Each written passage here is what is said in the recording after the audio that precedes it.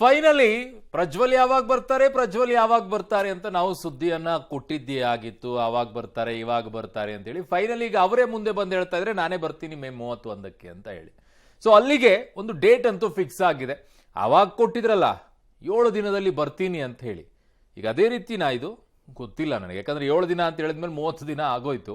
ಇದು 31ಕ್ಕೆ ಅಂತ ಹೇಳಿದ್ದಾರೆ, ಮೇ 31ಕ್ಕೆ ಅಂತ ನಾವು ಅನ್ಕೊಂಡಿದ್ದೀವಿ.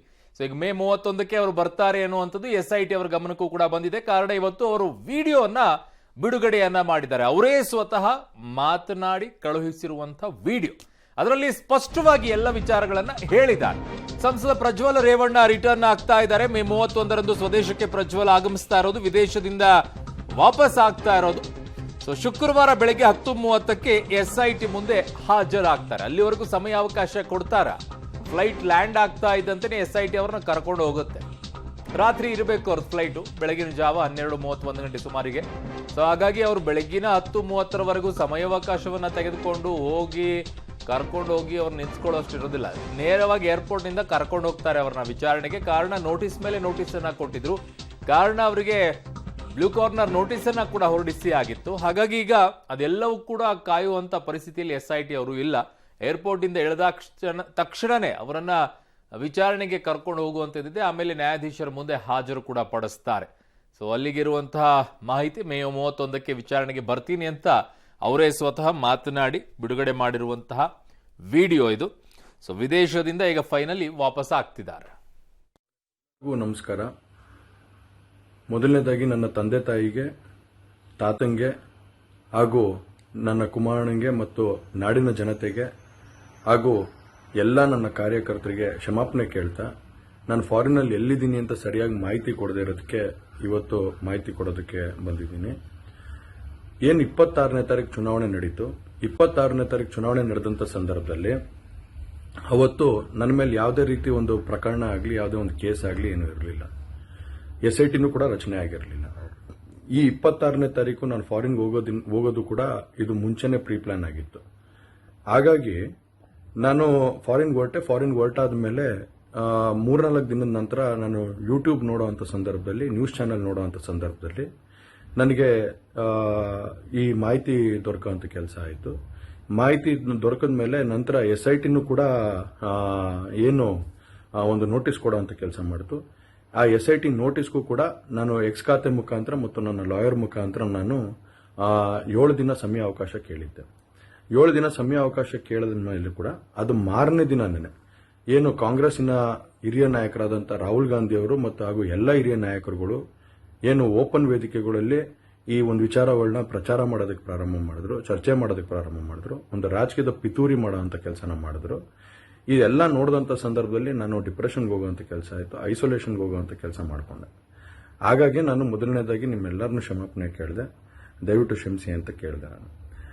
ಅದಾದ ನಂತರ ಹಾಸನಲ್ಲೂ ಕೂಡ ಕೆಲವು ಶಕ್ತಿಗಳು ಎಲ್ಲ ಒಟ್ಟಿಗೆ ಸೇರಿಕೊಂಡು ಇವತ್ತು ನನ್ನ ಮೇಲೆ ರಾಜಕೀಯದ ಒಂದು ಪಿತೂರಿ ಮಾಡುವಂಥ ಕೆಲಸ ಮಾಡೋವಂಥದ್ದು ಇರ್ಬೋದು. ರಾಜಕೀಯವಾಗಿ ನಾನು ಏನು ಬೆಳೀತಾ ಇದ್ದೀನಿ, ನನ್ನ ಕುಗ್ಗಿಸ್ಬೇಕು ಅನ್ನೋ ಒಂದು ರೀತಿಯಲ್ಲಿ ಇವತ್ತು ಏನೇನೋ ಒಂದು ಪ್ರಕರಣಗಳಲ್ಲಿ ಅವರು ಎಲ್ಲರೂ ಕೂಡ ಒಂದು ಭಾಗಿಯಾಗುವಂಥ ಕೆಲಸಗಳನ್ನ ಮಾಡಿಕೊಂಡ್ರು. ಹಾಗಾಗಿ ಇವನ್ನೆಲ್ಲ ನೋಡಿದಂಥ ಸಂದರ್ಭದಲ್ಲಿ ಇದ್ದಿದ್ದು ಇನ್ನ ಒಂದು ಆಘಾತ ಆಗೋಂಥ ಕೆಲಸ ಆಗಿ ನಾನೇ ಒಂಚೂರು ದೂರ ಇದ್ದೆ. ಹಾಗಾಗಿ ಯಾರು ಕೂಡ ಇದ್ರ ಬಗ್ಗೆ ತಪ್ಪು ತಿಳಿಯೋದು ಬೇಡ. ನಾನೇ ಖುದ್ದಾಗಿ ಶುಕ್ರವಾರ ಏನು 31ನೇ ತಾರೀಕು 10 ಗಂಟೆಗೆ SIT ಮುಖಾಂತರ SIT ಮುಂದೆ ಬಂದು ನಾನು ಸಂಪೂರ್ಣ ಈ ಇನ್ವೆಸ್ಟಿಗೇಷನ್ಗೆ ಸಹಕಾರ ಕೊಡೋ ಮುಖಾಂತರ ನಾನು ಇದಕ್ಕೆ ಸರಿಯಾದ ರೀತಿಯಲ್ಲಿ ಉತ್ತರ ಕೊಡುವಂಥ ಕೆಲಸನ ಮಾಡ್ತೀನಿ. ಹಾಗೆ ನ್ಯಾಯಾಲಯದ ಮೇಲೆ ನನಗೆ ನಂಬಿಕೆ ಇದೆ. ಖಂಡಿತವಾಗ್ಲೂ ಕೂಡ ನಾನು ಈ ಒಂದು ಏನು ಸುಳ್ಳಿನ ಪ್ರಕರಣಗಳಿದಾವೆ, ಈ ಸುಳ್ಳು ಪ್ರಕರಣದಿಂದ ಆಚೆ ಬರೋಂಥ ಕೆಲಸನ ನ್ಯಾಯಾಲಯದ ಮುಖಾಂತರನೇ ಮಾಡ್ಕೋತೀನಿ ಅನ್ನೋ ಒಂದು ನಂಬಿಕೆ ನನ್ನಲ್ಲಿ ಏನಿದೆ. ಹಾಗೂ ದೇವರ ಆಶೀರ್ವಾದ ಮತ್ತು ಜನರ ಆಶೀರ್ವಾದ, ನನ್ನ ಕುಟುಂಬದ ಆಶೀರ್ವಾದ ನನ್ನ ಮೇಲೆ ಇರಲಿ. ಖಂಡಿತವಾಗ್ಲೂ ನಾನು ಈ 31ನೇ ತಾರೀಕು ಶುಕ್ರವಾರ ನಾನು SIT ಮುಂದೆ ಬರ್ತೀನಿ. ಬಂದ ನಂತರ ನಾನು ಇದಕ್ಕೆಲ್ಲದಕ್ಕೂ ಕೂಡ ಇದಕ್ಕೆ ತಲೆ ಎಳೆಯುವಂಥ ಕೆಲಸನ ಮಾಡ್ತೀನಿ. ನನ್ನ ಮೇಲೆ ನಂಬಿಕೆ ಇರಲಿ ಅಂತ ಹೇಳಿ ನಿಮ್ನೆಲ್ಲರನ್ನೂ ಕೋರ್ತಾ ನಾನು ಧನ್ಯವಾದ ಹೇಳಕ್ಕೆ ಇಷ್ಟಪಡ್ತೀನಿ. ಧನ್ಯವಾದ. ಸೊ ವಿಚಾರದಲ್ಲಿ ಅವರ ಸ್ಟ್ಯಾಂಡ್ ಅನ್ನು ಅವರು ಹೇಳ್ಕೊಳ್ತಾ ಇದ್ದಾರೆ. ಇದು ಎಲ್ಲವೂ ಕೂಡ ಸುಳ್ಳು ಅನ್ನುವಂಥದ್ದನ್ನು ಅವರು ಹೇಳ್ತಾ ಇದ್ದಾರೆ. ಎಲ್ಲರೂ ಹೇಳ್ತಾ ಇದ್ದಿದ್ದು ಇದೇ ವಿಚಾರವನ್ನ. ಈ ತರ ಪ್ರಕರಣ ಆರೋಪ ಬಂದಂತ ಸಂದರ್ಭದಲ್ಲಿ ಆರಂಭದಲ್ಲಿ ಈ ಹೇಳಿಕೆಗಳನ್ನ ಕೊಟ್ಟಂತ ವೇಳೆಯಲ್ಲಿ ಬೇರೆ ರೀತಿಯಾಗಿ ಜನ ನೋಡ್ತಾ ಇದ್ರು. ಸೊ ಈಗ ಒಂದು ತಿಂಗಳವರೆಗೂ ಕೂಡ ಕಾದು ಅದಾದ ನಂತರ ಈಗ ಹೇಳಿಕೆಯನ್ನ ಕೊಡ್ತಾ ಇರುವಂಥದ್ದಕ್ಕೋಸ್ಕರ ಹಲವು ಚರ್ಚೆಗಳಿಗೆ ಇದಂತೂ ಎಡೆ ಮಾಡಿ ಕೊಟ್ಟೇ ಕೊಡುತ್ತೆ. ಗೊತ್ತಿಲ್ಲ ಈಗ ಬಂದ ಮೇಲೆ ಅವ್ರ ಸ್ಟ್ಯಾಂಡ್ ಏನಾಗುತ್ತೆ, ನ್ಯಾಯಾಲಯದಲ್ಲಿ ಹೇಗಾಗುತ್ತೆ, ಯಾವ ರೀತಿಯಾಗಿ ಹೋಗುತ್ತೆ ಅಂತ ಹೇಳಿ ಅಲ್ವಾ ದಿವ್ಯಾ? ಒಂದು ತಿಂಗಳ ಬಳಿಕ ಪ್ರಜ್ವಲ್ ರೇವಣ್ಣ ಇದೀಗ ವಿಡಿಯೋ ಮೂಲಕವಾಗಿ ಪ್ರತ್ಯಕ್ಷರಾಗಿದ್ದಾರೆ.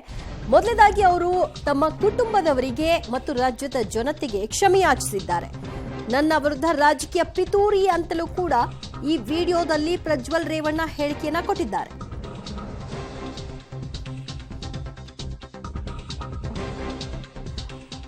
ಬರೋಬ್ಬರಿ ಒಂದು ತಿಂಗಳ ಬಳಿಕ ಪ್ರಜ್ವಲ್ ರೇವಣ್ಣ ಪ್ರತ್ಯಕ್ಷರಾಗಿದ್ದಾರೆ. ವಿದೇಶದಿಂದಲೇ ವಿಡಿಯೋವನ್ನ ರಿಲೀಸ್ ಮಾಡಿದ್ದಾರೆ ಪ್ರಜ್ವಲ್.